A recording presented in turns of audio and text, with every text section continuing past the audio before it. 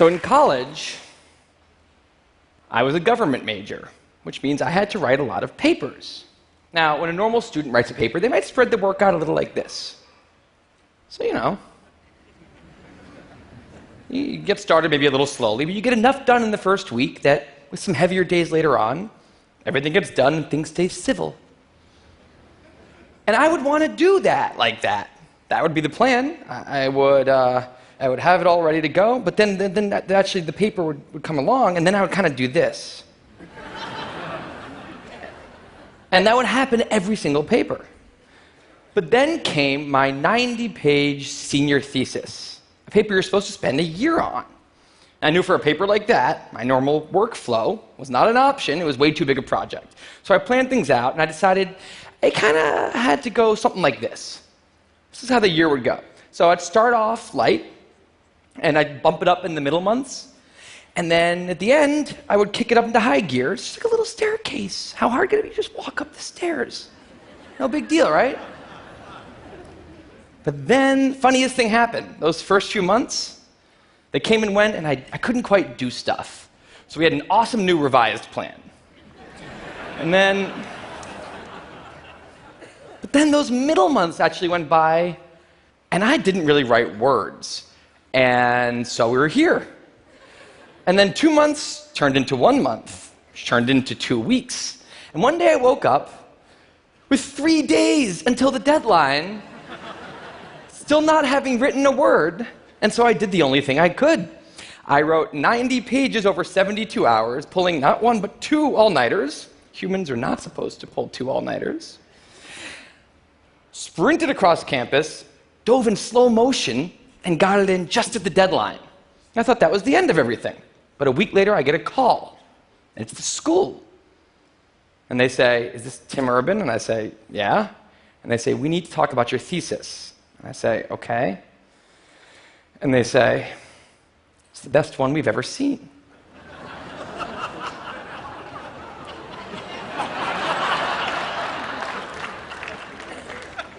That did not happen.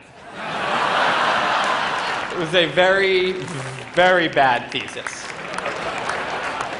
I just wanted to enjoy that one moment when all of you thought, "This guy is amazing." No, it was very, very bad. Anyway, today I'm a writer, blogger guy. I write the blog Wait, But Why? And a couple of years ago, I decided to write about procrastination. My behavior has always perplexed the non-procrastinators around me, and I wanted to explain to the non-procrastinators of the world what goes on in the heads of procrastinators and why we are the way we are. Now, I had a hypothesis that the brains of procrastinators were actually different than the brains of other people.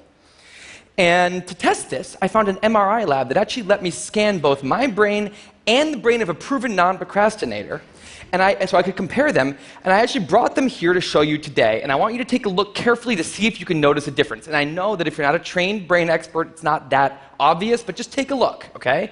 So here's the brain of a non-procrastinator. Now, here's my brain.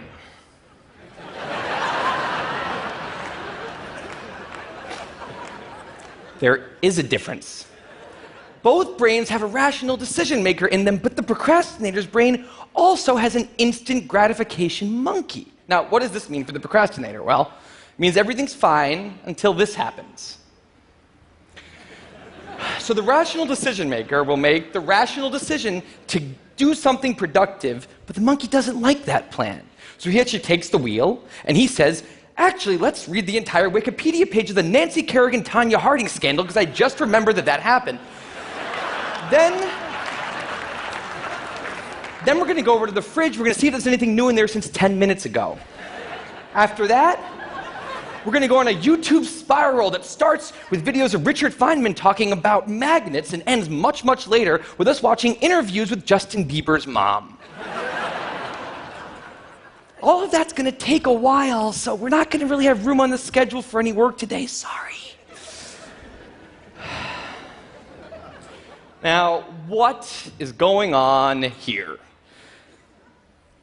The instant gratification monkey does not seem like a guy you want behind the wheel. He lives entirely in the present moment. He has no memory of the past, no knowledge of the future, and he only cares about two things: easy and fun.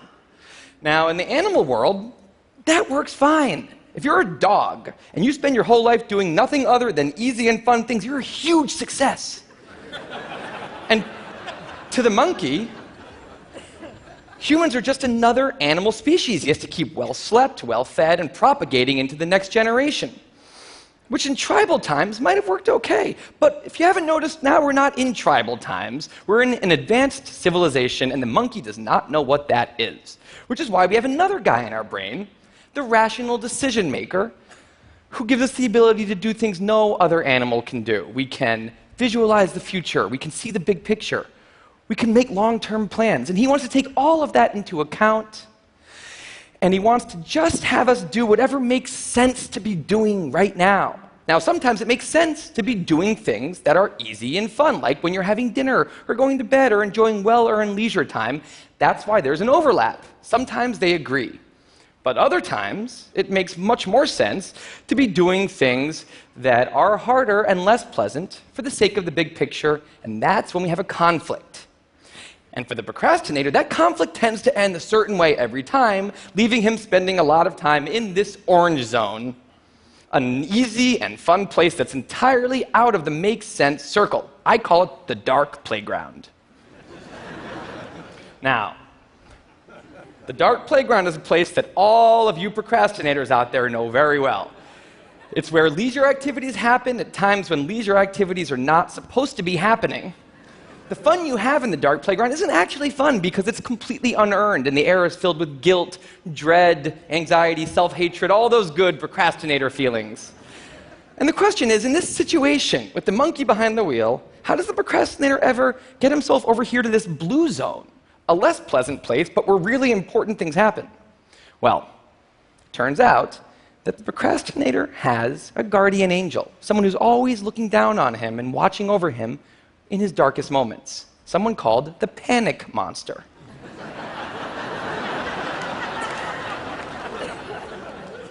Now, the panic monster is dormant most of the time, but he suddenly wakes up anytime a deadline gets too close or there's danger of public embarrassment, a career disaster, or some other scary consequence. And importantly, he's the only thing that the monkey is terrified of.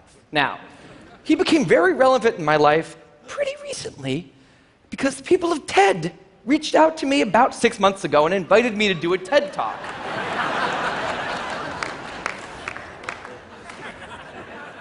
Now, of course, I said yes. It's always been a dream of mine to have done a TED Talk in the past.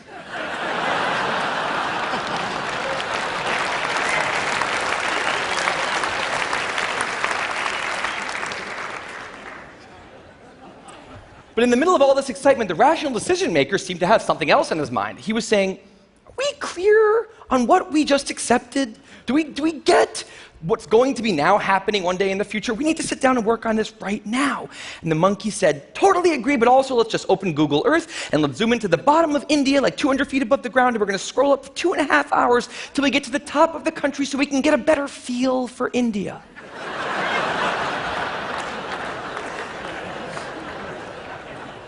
So that's what we did that day. As 6 months turned into 4, and then 2, and then 1, the people of TED decided to release the speakers. And I opened up the website, and there was my face staring right back at me, and guess who woke up? So the panic monster starts losing his mind, and a few seconds later, the whole system's in mayhem.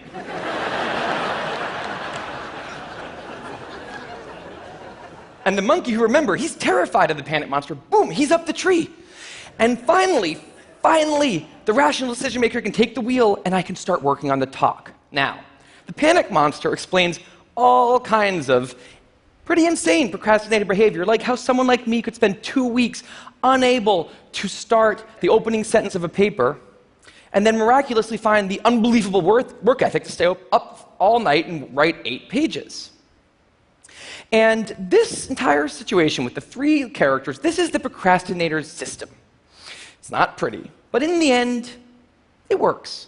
And this is what I decided to write about on the blog just a couple years ago. Now, when I did, I was amazed by the response. Literally thousands of emails came in from all different kinds of people, from all over the world, doing all different kinds of things. These were people who were nurses and bankers and painters and engineers and lots of PhD students.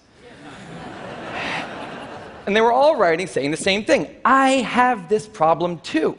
But what struck me was the contrast between the light tone of the post and the heaviness of these emails. These people were writing with intense frustration about what procrastination had done to their lives, about what this monkey had done to them. And I thought about this, and I said, well, if the procrastinator system works, then what's going on? Why are all these people in such a dark place? Well, it turns out that there's two kinds of procrastination. Everything I've talked about today, the examples I've given, they all have deadlines. And when there's deadlines, the effects of procrastination are contained to the short term because the panic monster gets involved. But there's a second kind of procrastination that happens in situations when there is no deadline. So if you want to have a career where you want to be a self-starter, something in the arts, something entrepreneurial, there's no deadlines on those things at first because nothing's happening at first, not until you've gone out and done the hard work to get some momentum, to get things going. There's also all kinds of important things outside of your career that don't involve any deadlines, like seeing your family or exercising and taking care of your health, working on your relationship, or getting out of a relationship that isn't working.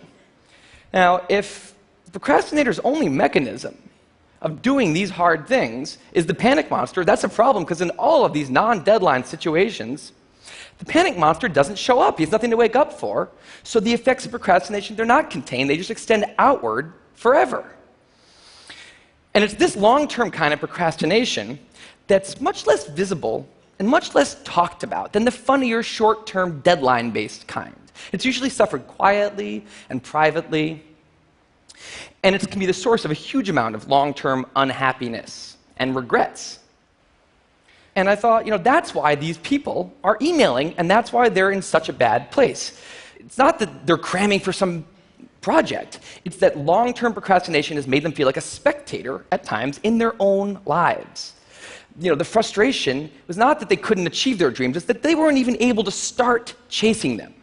So I read these emails and I had a little bit of an epiphany that I don't think non-procrastinators exist.